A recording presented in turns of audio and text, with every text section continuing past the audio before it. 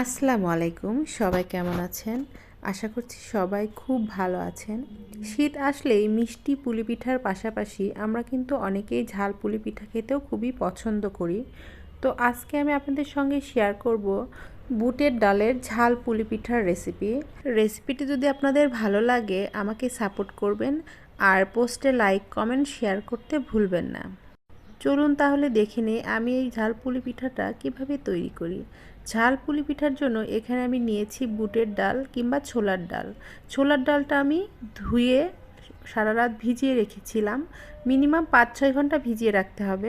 এটা একদম ফুলে ডাবল হয়ে গেছে। তারপর আমি ধুয়ে আবারও পানি ঝরিয়ে নিয়েছি। এবার আমি একে একে প্রয়োজনীয় উপকরণগুলো এখানে দিয়ে দিব। এখানে আমি প্রথমে পেঁয়াজ দিয়ে দিলাম। আমি পেঁয়াজটা একটু মোটা করে কেটে নিয়েছি।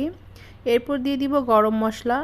এখানে আমি তেজপাতা, দারচিনি, সাদা এলাচ, গোলমরিচ, লবঙ্গ ব্যবহার করেছি। এরপর দিয়ে দিলাম ঝাল, আদা রসুন বাটা, হলুদ, লবণ, মরিচের গুঁড়া, জিরা গুঁড়া। ঝাল আর লবণটা প্রয়োজন মতো দিতে হবে। আর তেল দিয়ে দিলাম 2 টেবিল চামচের মতো। এরপর হাতের সাহায্যে ভালো করে মাখিয়ে নিব। এরপর হাতটা ধুয়ে একটু পানি দিয়ে দিব। পানিটা বেশি হলে, বুটটা যদি বেশি সেদ্ধ হয়ে যায় তাহলে খেতে একদমই ভালো লাগবে না। আমাদের সেই পরিমাপ অনুযায়ী কিন্তু পানিটা দিতে হবে, যেন বুটের ডালটা সেদ্ধ হওয়ার পরে ঝরঝরে থাকে। যারা এখন পর্যন্ত আমার এই ভিডিওটা দেখছেন তাদের কাছে একটা অনুরোধ থাকবে, প্লিজ ভিডিওতে একটা লাইক দিয়ে ভিডিওটা কন্টিনিউ করবেন। আর আমাকে সাপোর্ট করার জন্য আমার ফেসবুক পেজটি ফলো করে রাখবেন এবং আমার ইউটিউব চ্যানেলটি সাবস্ক্রাইব করে পাশে থাকা বেল আইকনটি প্রেস করে রাখবেন। এতে করে নতুন নতুন ভিডিওর আপডেট সবার আগে আপনার কাছে পৌঁছে যাবে। কথা বলতে বলতে এরই মাঝে ছোলার ডালটা আমার সেদ্ধ হয়ে গিয়েছে ভালোভাবে এবং রান্নাটাও হয়ে গিয়েছে। চেষ্টা করবেন এভাবে ঝরঝরে করেও বুটের ডালের পুরটা রেডি করার জন্য, তাহলে খেতে ভালো লাগবে। ছোলার ডালের এই পুলি পিঠাটা খেতে যেমন মজাদার হয় ঠিক তেমনই সহজ এটা বানানো। এবার আমি চুলায় আরেকটা প্যান দিয়ে দিয়েছি। এর মধ্যে আমি প্রয়োজন মতো পানি দিয়ে দিলাম। পানিটা ফুটে উঠলে এর মধ্যে দিয়ে দিলাম কিছুটা কালো জিরা। এটা সম্পূর্ণই অপশনাল, আপনি চাইলে পছন্দ করলে দিতে পারেন, আবার নাও দিতে পারেন। এরপর দিয়ে দিলাম লবণ এবং হলুদ। পানিটা ভালোভাবে ফুটে উঠলে এর মধ্যে আমি দিয়ে দিব চালের গুঁড়ি, শুকনা চালের গুঁড়ি কিংবা আতপ চালের গুঁড়ি, যেটাই বলি না কেন। এরপর আমি একটা কাওয়া কিংবা ডো বানিয়ে নিব। ডোটা বানানো হয়ে গেলে 10 মিনিটের জন্য এটা আমি রেস্টে রেখে দিব।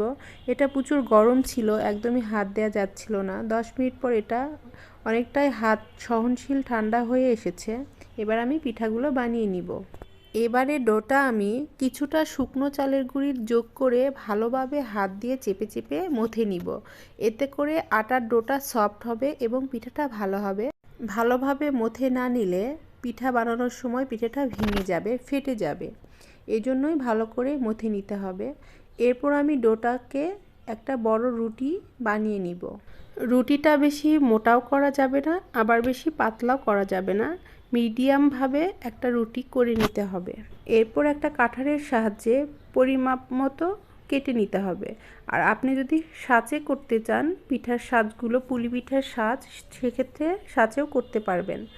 আমার সাজ কিংবা কাটার ছিল, বাট কোথায় খুঁজে পাচ্ছিলাম না। এই জন্য আমি স্টিলের গ্লাসের যে মুখাটা হয় ওটা দিয়ে আমি কেটে নিয়েছিলাম। এটাও কিন্তু খুব সুবিধাজনক, ট্রাই করতে পারেন। সবগুলো কিন্তু আমি একই মাপের করে কেটে নিলাম এবং যেটুকু অংশ বেঁচে যাবে ওগুলো দিয়েও কিন্তু আবার করে নেওয়া যাবে, কোনো সমস্যা হবে না। এভাবেই সবগুলো কিন্তু তৈরি করতে হবে। তারপর পিঠার ভাঁজ দিয়ে পিঠাটা বানিয়ে নিতে হবে।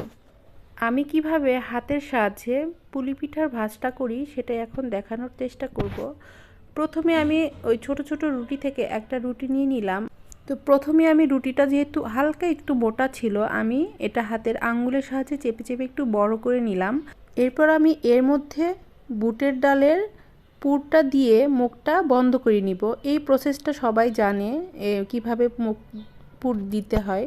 তো তারপর আমি হাতের আঙ্গুলের সাহায্যে এইভাবে ভাঁজ করে নিব।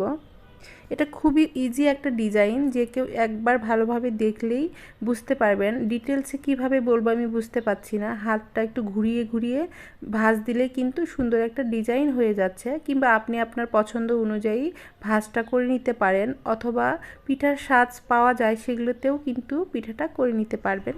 আপনাদের বোঝার সুবিধার্থে ডিজাইনটা আমি আরও একবার করে দেখাচ্ছি, যাতে আপনারা বুঝতে পারেন পিঠাটার ডিজাইনটা আমি কিভাবে করেছি।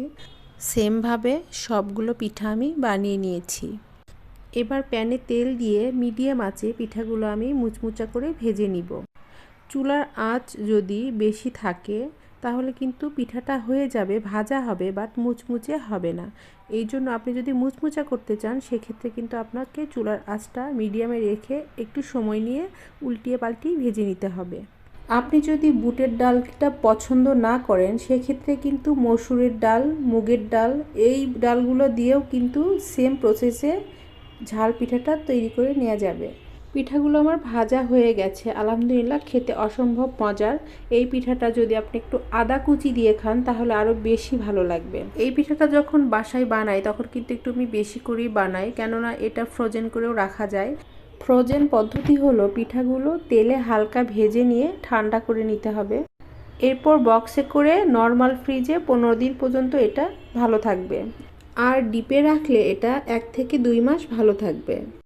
এরপর যখন আপনার ইচ্ছা হবে ফ্রিজ থেকে বের করে নেবেন, তেলটা হালকা গরম করে ভেজে নেবেন, তাহলে দেখবেন মুচমুচে ঝালপুলি রেডি।